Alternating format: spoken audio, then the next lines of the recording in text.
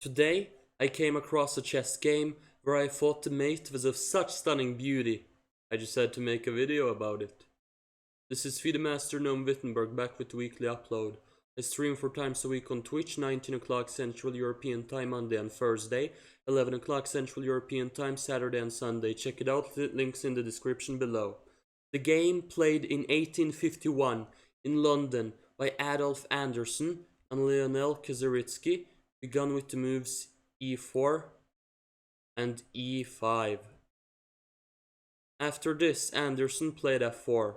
This is the king's gambit, which according to today's standards is considered a bit dubious, and if black knows what they're doing, white is the one fighting for equality. However, we need to remember that during this period of time, 1851, chess was very focused on sacrificing all your pieces and going for the attack. So f4 fits this nature incredibly well. Pawn takes f4, and in this game, bishop c4 is played. Knight f3 is a more common move, however, to prevent queen h4.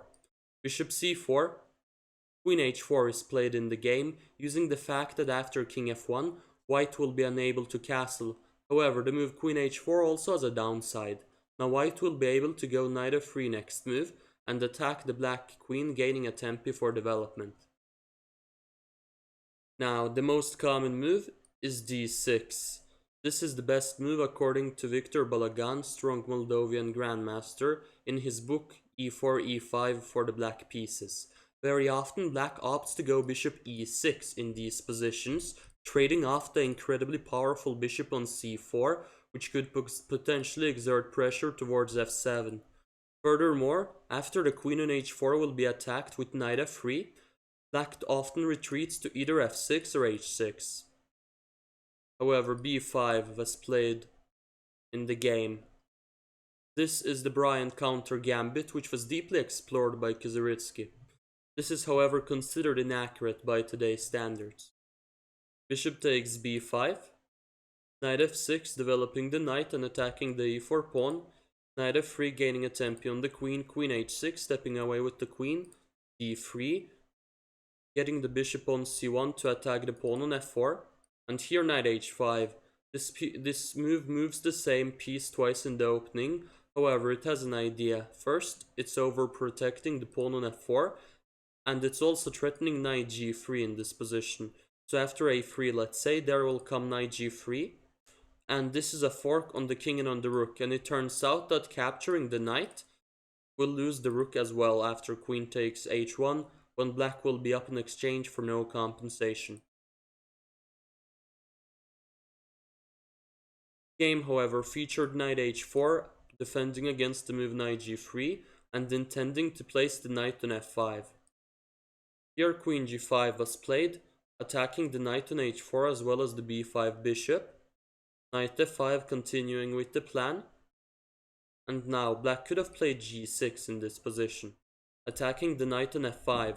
And the thing is, it doesn't have any convenient squares to go to, because if it goes to any other square than d4, the bishop on b5 will drop as it's attacked by the g5 queen. And in case of knight d4, there will come bishop g7, after which the bishop is attacking the knight on d4, and if the knight moves, well, the bishop on b5 drops.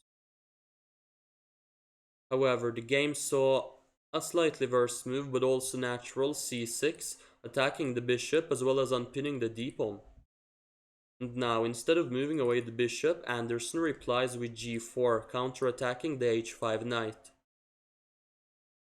Black chooses to move it to f6 as the knight was under attack.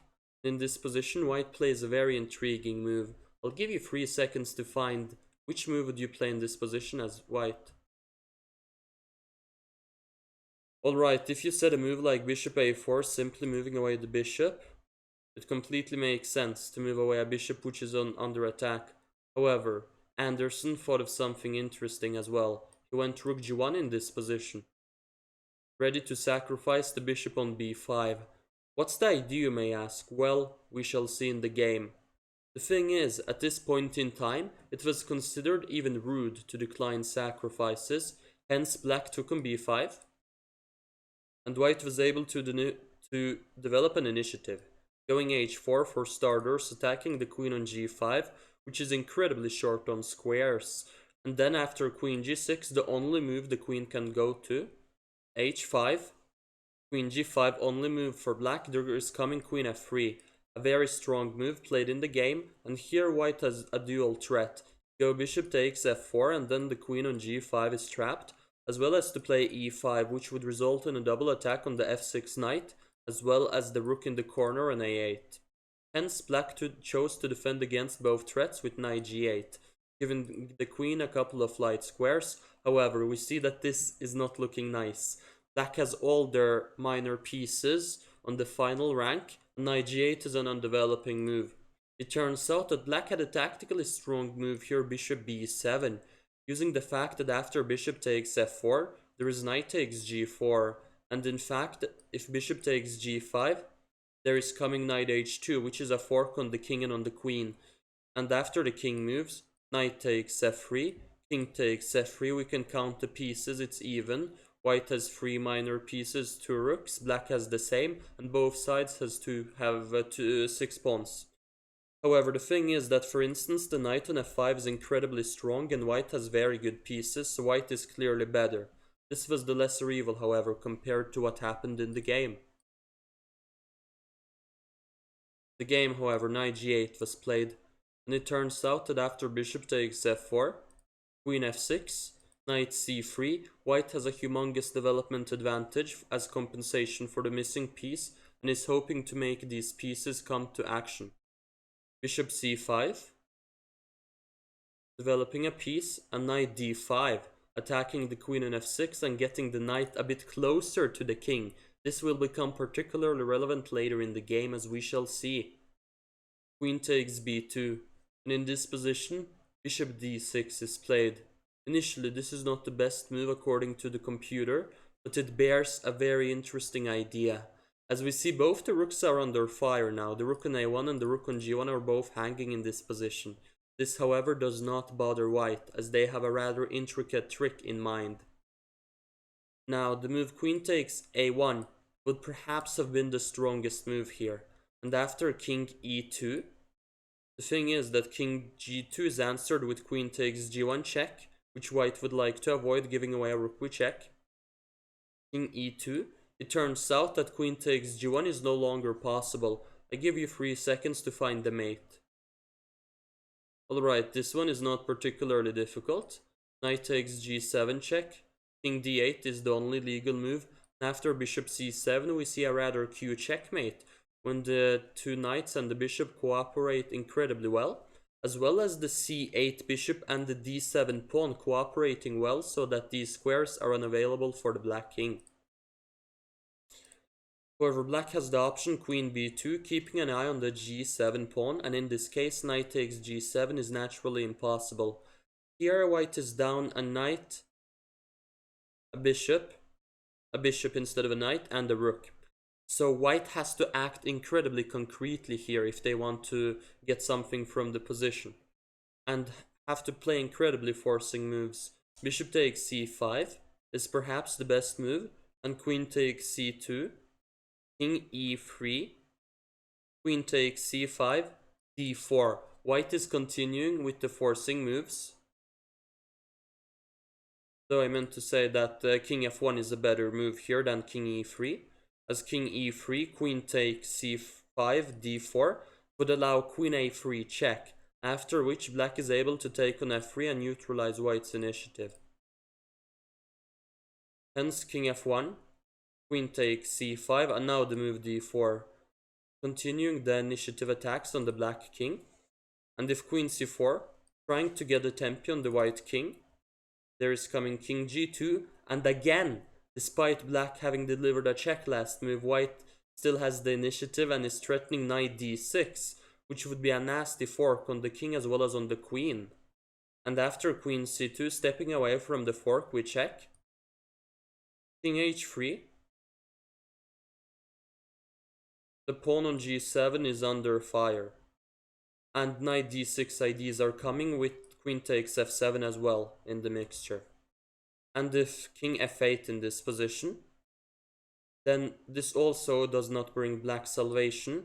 Knight d6, attacking the queen, continuing the tempi moves, always attacking something with her moves. Queen c2, king h3, there is a checkmate threat. Queen takes f7 mate, and after f6, white has a strong move here, g5, wanting to take on f6 and open up the black king. Now, black has a lot of material here, though their king on f8 is in very big danger, and in fact the engine struggles to evaluate this position. Though it would really be a great example of how chess was played back in the days, when one side has a lot more material while the other side has a mating attack on the king. However, Lionel Chessinators did something which loses straight away in the game. After bishop d6, he took on g1. And in this position, white played an absolutely stunning move. When you've sacrificed your first rook, you might as well sacrifice the next one. I'm joking, of course, though this game is the exception. e5, absolutely stunning, giving away the rook on a1. However, it turns out that black's king is in a lot of danger here on e8 and is feeling very uncomfortable. The current threat, for instance, is knight takes g7, followed by king d8, bishop c7, checkmate. In a high depth, the computer recommends the move bishop a6 in this position. However, after knight c7 check, king d8, knight takes a6, white regains a heavy part of the material, as well as the a8 rook being under an attack. Now, the position is naturally incredibly unclear, though black has very undeveloped pieces and a highly unprotected king, so it's easier to be white here, and perhaps white is just winning. However, the game saw the move knight a6. Black is defending against knight c7 and is keeping everything under control, right? So in this position, Anderssen resigned. Really? You think this game would be called the immortal game if that's what happened? In fact, white has an absolutely stunning checkmate here. You could pause the video and try to find it. In this position, there is knight takes g7, a natural first move, very forced, forcing king d8, only legal move. And here bishop e7 is parried with knight takes e7. So first we distract the knight with the stunning move queen f6, donating our queen. However, it's for a great cause. If knight e7, queen takes e7 checkmate, or bishop takes e7, so knight takes f6, and here bishop e7. Checkmate. Absolutely stunning. In this position, we see that white only has 3 minor pieces, and on the last couple of moves sacrificed a queen to rooks and another piece. So it's cute to see how 3 minor pieces are able to deliver a checkmate. If this checkmate put a smile on your face, do consider subscribing and perhaps liking and sharing this video. And I hope to see you soon.